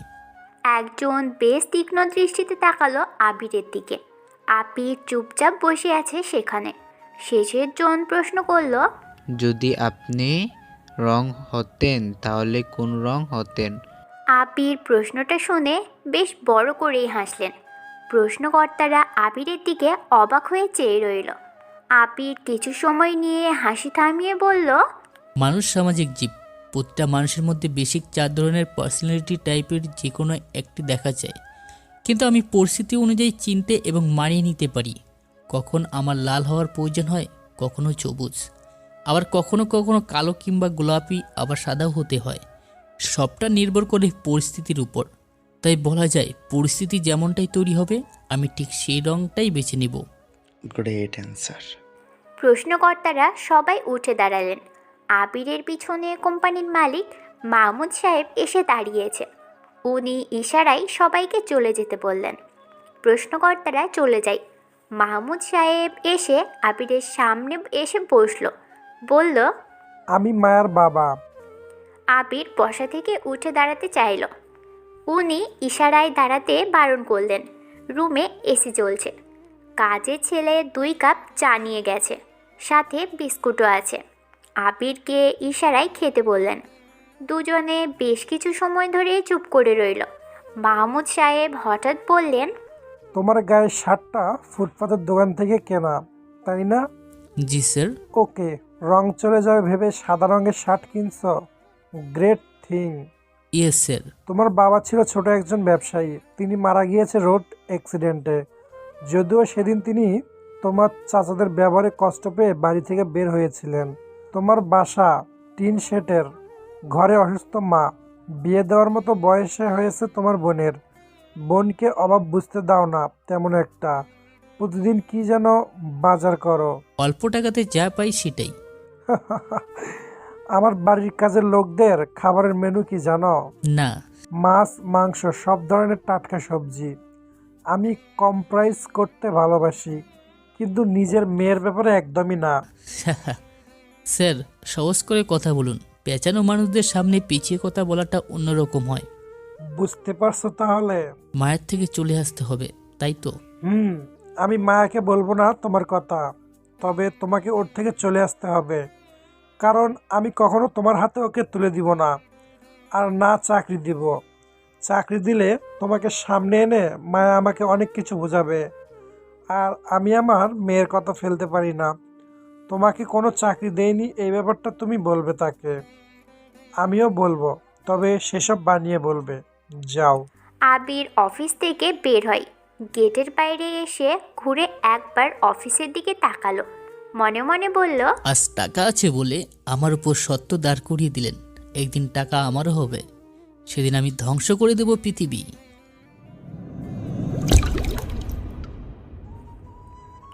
রিফাত আবিরের রুমে এসে বসেছে। কম্পিউটার অন করলো ও। সাধারণ একটি কম্পিউটার। রিফাত কম্পিউটারের দিকে তাকিয়ে রহস্যময় এক হাসি দিল। অর্ককে ফোন দেয়। অর্ক রিসিভ করে বলে, হ্যাঁ রিফাত ভাই বলো। দেখা হবে খুব তাড়াতাড়ি। আর এটাও শুনে রাখ, আবিরকে আমি ডেভিল বানাবো। দেশে তবে আরও একটি ভিলেনকে দেখতে পাবে।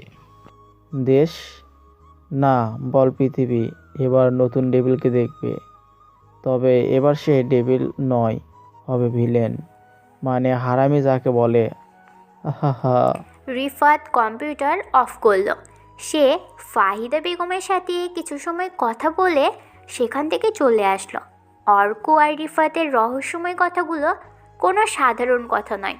কথাগুলোর মধ্যে একটা বিশাল গল্প রয়েছে। সময় হলে সবাই তা বুঝতে পারবেন। আরিয়া গাড়িতে করে যাচ্ছে। পাশেই সাজ্জাদ বসে গাড়ি চালাচ্ছে। কিছু দূর যেতেই একটা ছেলের সামনে গাড়িটা থামলো। আরিয়া বলল, ছেলেটাকে? সাজ্জাদ মুচকি হাসল। ছেলেটার নাম ফুয়াদ, সাজ্জাদের বন্ধু। আরিয়াকে দেখেই বলল, আরে ভাবি। ফুহাদ গাড়িতে উঠল। গাড়ি চলতে থাকে। কিছু দূর যেয়ে নাইম নামের একটা ছেলে গাড়িতে উঠল। আরও কিছু দূর এসে শাহিন নামের একটা ছেলে উঠল গাড়িতে। একটি গাড়িতে 5 জন মানুষ, 4 জন ছেলে আর একটি মেয়ে। আরিয়া সাজ্জাদের দিকে কৌতূহলী দৃষ্টিতে তাকাচ্ছে বারবার। সাজ্জাদ ইশারায় বোঝালো, ভয় নেই, ও আমার খুব কাছের বন্ধু, তোমাকে সম্মান করে অনেক। সবাই যাচ্ছে ট্যুরে। আরিয়া গাড়ির মিউজিকের সাথে বেশ মজা করেই চলছে, কোনো ভাবনা নেই। পুরনো শহর ছেড়ে বিকেলে পৌঁছয় নতুন একটি শহরে। একটি নিরিবিলিতে বাড়ির মধ্যে একটা রুম নিল সাজ্জাদ। বাড়ির পাশ দিয়ে নদী বয়ে চলেছে। সাজ্জাদ আরিয়াকে নিয়ে রুমে উঠল। ফুয়াদ বলল, তোরা দুজন এনজয় কর, আমরা দেখি খাবার পাই কি না। বাই। ফুয়াদ, নাইম আর শাহিন রুম থেকে বেরিয়ে আসে। সাজ্জাদ দরজা আটকে দেয়। আরিয়ার কাছে এসে বিছানায় ধাক্কা দিয়ে ফেলে দিল তাকে। আরিয়া বিছানায় ছিটকে পড়ে। মুখে লজ্জামাখা হাসি নিয়ে সাজ্জাদকে বলল, এই এসব কি হচ্ছে? সবসময় দুষ্টুমি করো, ফাজিল কোথাকার। আমি ফাজিল, আমি বেয়াদব, সব কিছু আমি। তবু তুমি আমার। কথা বলতে বলতে সাজ্জাদ আরিয়ার গা থেকে কাপড়গুলো খোলা শুরু করেছে। আরিয়ার কোনো বাধা নেই, সে সাজ্জাদের দিকে তাকিয়ে আছে। সাজ্জাদ এক এক করে আরিয়ার গা থেকে সব কাপড় খুলে ফেলেছে। আরিয়া দেখতে বেশ মিষ্টি। নিম্নবিত্ত পরিবারে জন্ম নিলেও আরিয়া দেখতে যথেষ্ট সুন্দরী। এমন মেয়েকে যে কেউ পাওয়ার জন্য পাগল প্রায়। কিন্তু সাজ্জাদ তো কেবল তাকে পেয়ে ক্ষান্ত নয়, সে আরিয়ার সবটুকু পেয়েছে। একটি নারীর সবচাইতে মূল্যবান নিজের শরীরের জিদ, সেটাকেও সাজ্জাদ ছাড় দেয়নি। সাজ্জাদ নিজের গা থেকে টি শার্ট খুলে ফেলল। তারপর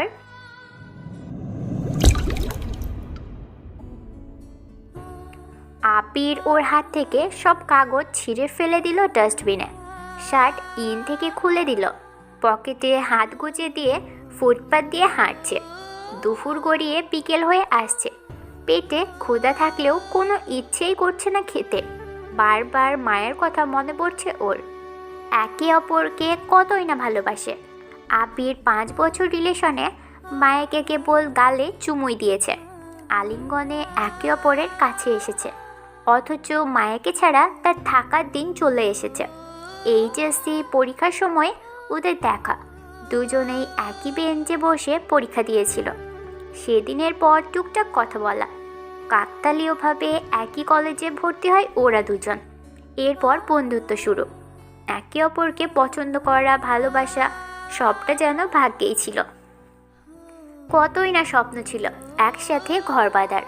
আবিরের কাঁধে মাথা রেখে মায়া বলো তো আবির, তোমার বাড়িতে যখন একেবারে যাব তখন অনেক মজা হবে। দেখো, আমি রান্না করব, তুমি আমাকে পেছন থেকে জড়িয়ে ধরে জ্বালাবে।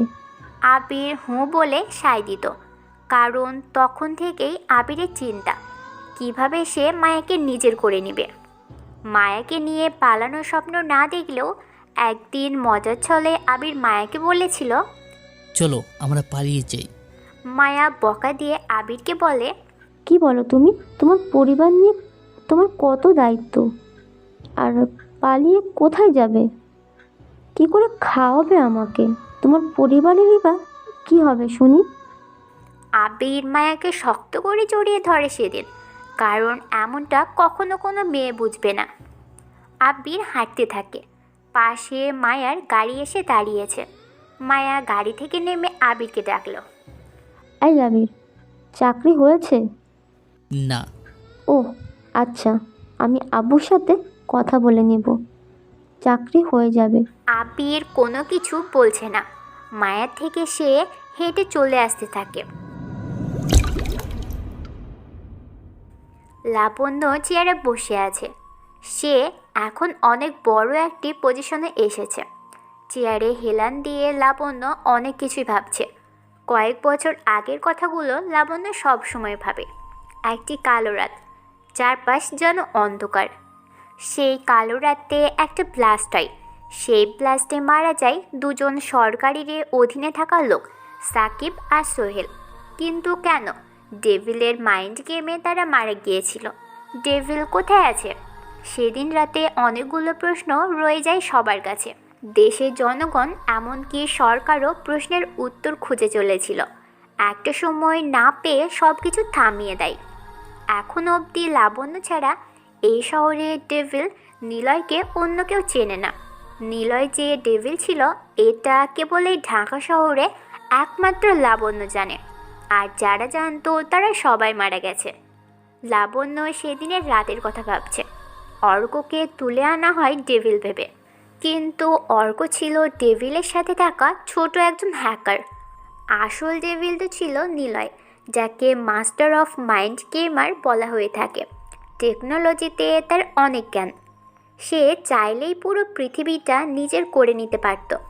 আচ্ছা, ডেভিল নামের কেউ যদি, মানে নিলয়ের মতো যদি কোনো হ্যাকার আবার আসে, কি হবে? লাবণ্য চোখ বন্ধ করে নিলয়, নেহা, অর্ক, মাসুম আর সিয়ামদের চলে যাওয়ার দৃশ্যটা কল্পনা করছে। রেড গ্যাং হিসেবে ছিল নেহা, কিন্তু ডেভিল নিলয়কে নেহা ভালোবাসত।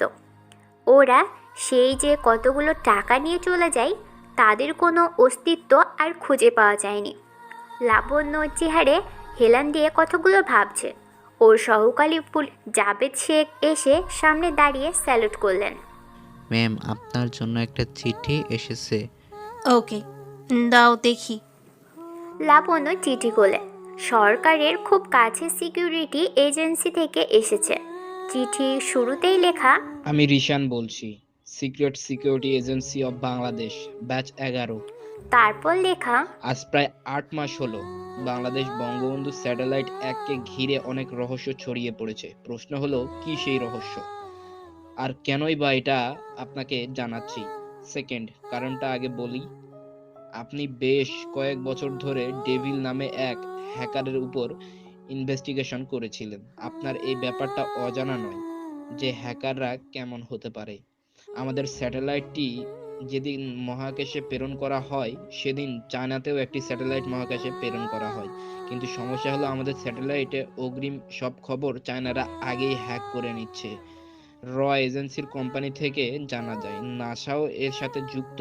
নাসা মূলত সকল দেশের প্রথম বা উন্নত মানের স্যাটেলাইটগুলোকে দক্ষ ও বুদ্ধিমান হ্যাকার দ্বারা নিয়ন্ত্রিত করে তথ্য চুরি করে নিচ্ছে বহু বছর ধরে।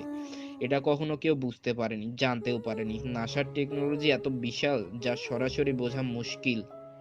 তাদের ব্যাপারে কেস ফাইল করা বোকাদের মতো কাজ। মূলত চায়না আমাদের মাথার কাঁঠাল ভাঙছে, আর পুরো পৃথিবীর উপর কাঁঠাল ভাঙছে যুক্তরাষ্ট্র নাসা কোম্পানি। আপনি যেহেতু ডেভিলের উপর সব রকম ইনভেস্টিগেশন করেছেন, তাই আপনি হয়তো হ্যাকারকে খুঁজে পাবেন। সহজ করে বলি, আমাদের ঠিক ডেভিলের মতোই হ্যাকার লাগবে, যে কিনা সরকারের হয়ে এখন কাজ করবে, আমাদের স্যাটেলাইট রক্ষা করবে। কিন্তু যতদূর জানি, ডেভিলের মাথায় একবার এই হ্যাকারের নেশা চেপে বসলে সে শুধু বাংলাদেশের স্যাটেলাইট কেন, সে পুরো পৃথিবীর টেকনোলজি নিজের কবজায় নিয়ে যাবে। তবে আগে দেশ। আপনি ঠিক ডেভিলের মতো কোনো হ্যাকারের পরিচয় জানা থাকলে খুব শীঘ্রই জানাবেন আমাকে। আরেকটা কথা, এসব কিছু একদম গোপন থাকবে। লাবণ্য চিঠিটা পড়ে নিজের কাছে যত্ন করে রেখে দেয়। ডেভিল নাম যতবারই পড়েছে, ততবারই সে শিউরে উঠেছে। ডেভিল যদি ব্যাক করে, না জানি কি না কি হবে। তাকে সামলানো কষ্টসাধ্য। আবির মায়াকে ইগনোর করে বাড়িতে চলে এসেছে। বাড়িতে এসেই আরিয়াকে ডাকলো। ওর মা ফাহিদা বেগম ভিতর থেকে বলল, আরিয়াকে তো তুই নিজেই ট্যুরে যেতে বলেছিস, সকালে বেরিয়েছে, কি জানি কখন ফিরবে। আবির ওর মায়ের ঘরের দিকে এগিয়ে যায়। ফাহিদা বেগম শুয়ে আছে। আবিরকে দেখে তিনি বললেন, চাকরি হলো? চাকরি আর করব না কোনো দিন। সে কি হয়েছে? আচ্ছা মা, মাঝে মাঝে কেন ইচ্ছে করে সব কিছু ছেড়ে দিয়ে বিষ খেয়ে মরে চাই? কষ্টে এমন হয় পাগল? মা, গরিব হয়ে জন্ম নেওয়াটা কি দোষের? কুৎসিত হয়ে জন্ম নেওয়াটা কি দোষের? কেন মানুষ এত পার্থক্য খুঁজে? বড় বড় লেকচারও কেবল বইয়ের পাতায় আর ফেসবুক পোস্টেই দেখা যায়, কিন্তু একটা সুন্দরী মেয়েকে দেখতে বাজে ছেলে রাস্তায় ভালোবাসি বললে অপমান করে তাড়িয়ে দেয়। ছেলে ভালো হলে দোষটা কি কুৎসিতের? একবেলা খেতে না পারা মানুষগুলোর স্বপ্নটা কি জানো? মনের চাহিদাটা কি হয় জানো? পরের বেলা যেন এইভাবে না খেয়ে থাকতে হয়। অথচ যারা বড় লোক, তাদের কি চিন্তা থাকে, যেন পরের বার আরও জাঁকজমকভাবে পার্টি দেওয়ার ব্যবস্থা করতে হবে। আবির রুম থেকে বের হলো। পকেট থেকে ফোন বের করে আরিয়াকে কল দেয়। আরিয়া তাড়াতাড়ি ফোনের স্ক্রিনে তাকিয়ে দেখে আবিরের কল। সে তাড়াতাড়ি রিসিভ করে। আবির ওপাশ থেকে শুনতে পেল আরিয়া বেশ হাঁফিয়ে হাঁপিয়ে কথা বলছে, কণ্ঠে একটি চাপা অন্যরকম স্বর। আরে তুই ঠিক আছিস তো? হ্যাঁ, ভাইয়া ঠিক আছি। বান্ধবীদের সাথে মজা করছি তো, এর জন্য হাঁপিয়ে গিয়েছি। রাতে ফিরবো, পরে কথা হবে। আরিয়া ফোন কেটে দেয়। সাজ্জাদের খোলা পিঠে 10 আঙুলের নখের খামচি দিয়ে বলে, এই থামো এবার, আর পাচ্ছি না, আমি হাঁপিয়ে গিয়েছি। সাজ্জাদ আরিয়াকে ছেড়ে দেয়। গায়ের তোয়ালে পেঁচিয়ে সে সোফাতে যেয়ে বসে। টেবিলের উপর থেকে ড্রিঙ্কসের বোতল থেকে গ্লাসে ড্রিঙ্কস ঢাললো সাজ্জাদ। একটি নেশার ঔষধ মিশিয়ে দিল সেটাতে। তারপর আবির নিজের রুমে আসলো। কম্পিউটারের দিকে তাকালো ও। চেয়ার টেনে বসতে যাবে, সে সময় চেয়ারের উপর একটি কাগজ দেখতে পেল আবির। কাগজটা হাতে তুলে নিল ও। ছোট্ট একটা কাগজে লেখা দেখতে পেল, আবির, রেডি হও, ঢাকাতে যেতে হবে। আবির লেখাটার আগামাথা কিছুই বুঝতে পারছে না। সে ওর মায়ের রুমে যায়।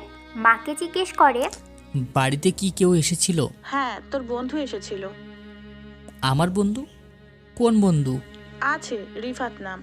ও এসে তোর রুমে যেয়ে একটু বসে চলে যায় আবার। আবির কাগজটা পকেটে ঢুকিয়ে রান্নাঘরের দিকে এগিয়ে যায়। মায়া আবিরকে অনেকবার কল দিয়েছে, আবির রিসিভ করছে না। হঠাৎ করে আবির এমন কেন করছে মায়ের সাথে, মায়া কিছুই বুঝতে পারছে না। খুব চিন্তা হচ্ছে আবিরকে নিয়ে তার। সোফাতে একবার বসছে, আবার পায়চারি করছে মায়া। মাহমুদ সাহেব আসলো মায়ের সামনে। আব্বু, তোমাকে একটা কথা জিজ্ঞাসা করি। হ্যাঁ বল। আজকে যারা ইন্টারভিউ দিতে এসেছিল তোমাদের অফিসে, ওদের মধ্যে কয়জনের চাকরি হবে? একজনকেই চাকরি দিব। একজন? কে সে? নাম কি? চিনবি না তুই? তোর ফোনটা একটু দে আমাকে। কেন? প্রশ্ন করছিস? না, নাও।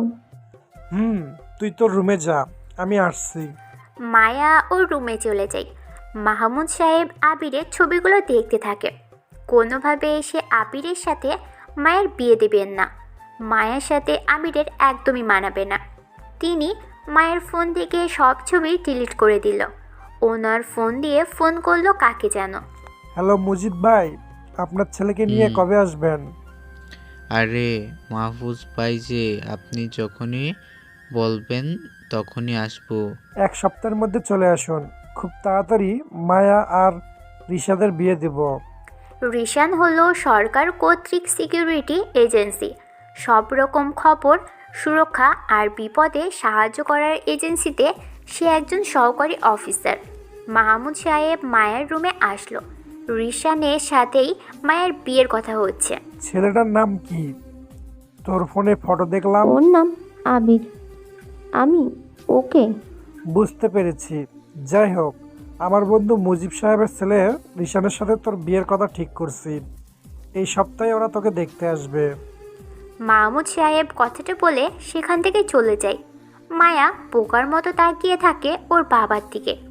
আবিরকে আবারও ফোন দিতে থাকে, কিন্তু আবির রিসিভ করে না। আরিয়া, এই নাও ড্রিঙ্কস। আরিয়া গ্লাসের দিকে ছোট ছোট চোখে তাকায়। শরীরটা ক্লান্তিতে ছেড়ে গেছে। সাজ্জাদের হাত থেকে গ্লাস নিয়ে একেবারে খেয়ে ফেলল। সাজ্জাদ আরও একটি গ্লাস এগিয়ে দেয় আরিয়ার দিকে। গ্লাসে ড্রিঙ্কসের সাথে কড়া ডোজের নেশার ঔষধ মিশিয়ে দিয়েছে সাজ্জাদ। আরিয়া কয়েকটা গ্লাস শেষ করে খেয়ে। গায়ে ওর সামান্য এক টুকরো কাপড়। সাজ্জাদ এসে সেটাও খুলে নিচে ফেলে দিল। আরিয়ার কথা বলার মতো কোনো যেন সেন্সও নেই। সে আমতা আমতা স্বরে বলল, আমি বাড়ি যাব। যাবে তো ডার্লিং, একটু সবর করো, ওরা আসুক। তখনই দরজার ওপাশ থেকে টোকা দেওয়ার শব্দ শোনা যায়। সাজ্জাদ উঠে দরজা খুলে দিল। ফুয়াদ, নাইম আর সাইন দাঁড়িয়ে আছে। সাজ্জাদ বলল, মাল পুরো রেডি, আগে খেয়ে শেষ কর, পরে পাঠিয়ে দেবো জায়গাতে। সাজ্জাদ কথাগুলো বলে সোফাতে যে বসলো। কানে হেডফোন গুঁজে দিয়ে গান শুনতে থাকে ও। ফুয়াদ সবার আগে আসলো আরিয়ার কাছে। আরিয়া পিট চোখে তাকিয়ে দেখে সাজ্জাদ নয়, তার নগ্ন শরীরের দিকে ফুয়াদ নামের ছেলে তাকিয়ে আছে। আরিয়া নিজের লজ্জাস্থান ঢাকার চেষ্টা করতে যেও ব্যর্থ হয়। সে উঠতেও পারে না। ফুয়াদ দেরি করে না, নিজের গা থেকে সব কাপড় খুলে আরিয়ার উপর ঝাঁপিয়ে পড়ে। এইভাবে ফুয়াদ শেষ হলে নাইম আর সাইন আসে আরিয়ার কাছে। ইচ্ছে মতো সন্ধ্যা অবধি তিনজন আরিয়ার উপর নির্যাতন চালায়। আরিয়ার সাথে ঘটা সব কিছুই ভিডিও করে সাজ্জাদ। মালটাকে নিয়ে গাড়িতে তোল। জীবন ভাইয়ের সাথে কথা হয়েছে, চড়া দামে পাওয়া যাবে। আগের বার তেমন টাকা পাইনি, এবারে মালকে দিয়ে টাকাটা উসুল করতে হবে। হয়ে যাবে। আরিয়া যা দেখতে শরীরটাও সেই, ভালোই টাকা পাওয়া যাবে। চল গাড়িতে তোল। সাজ্জাদ ঢাকাতে ব্যবসা করে, কিন্তু ওর মেন বড় ব্যবসাটা হলো কোনো মেয়েকে ভুলিয়ে রুম ডেট করা, তারপর ঢাকার কোনো বড় বেশ্যাপল্লীতে বিক্রি করে দেওয়া। এটাই ওর মূল উদ্দেশ্য। শুধু সাজ্জাদ না, ওর সাথে থাকা বন্ধুরাও একই কাজে লিপ্ত। প্রতি সপ্তাহে 4 জন কোনো না কোনো মেয়ে এনে নিজেদের ইচ্ছে মতো ব্যবহার করে পরে বিক্রি করে দেয়। আরিয়ার উপর বহু আগেই নজর ছিল সাজ্জাদের, কিন্তু আরিয়া বাকি সব মেয়েদের মতো নয়, তাই সাজ্জাদের উপর ফিদা হতে 1.5 বছর সময় নেয়। যদিও এই 1.5 বছর সাজ্জাদ ওর বন্ধুদের জিএফদের এখানে এনে মজা নিয়েছে, তারপর বিক্রি করে দিয়েছে। এসব কিছু কখনো এলাকার কেউ বা আরিয়া জানেই না। আবির ফোন হাতে নেয়। মায়ার 52টা মিস কল উঠে আছে, 137টা মেসেজ। আবির সেসব দেখেনি, ঘড়ির দিকে তাকালো। রাত 9টা বেজে গেছে। আরিয়াকে ফোন দিল আবির, কিন্তু ওপাশ থেকে ফোন বন্ধ পেল ও। পরপর 10 বার কল দিয়েও একই রকম বন্ধ পেয়েছে। আবির মায়াকে কল দেয়। মায়া তাড়াতাড়ি রিসিভ করে। আবিরকে একটু বকা দিতে যাবে তার আগে আবির বলল,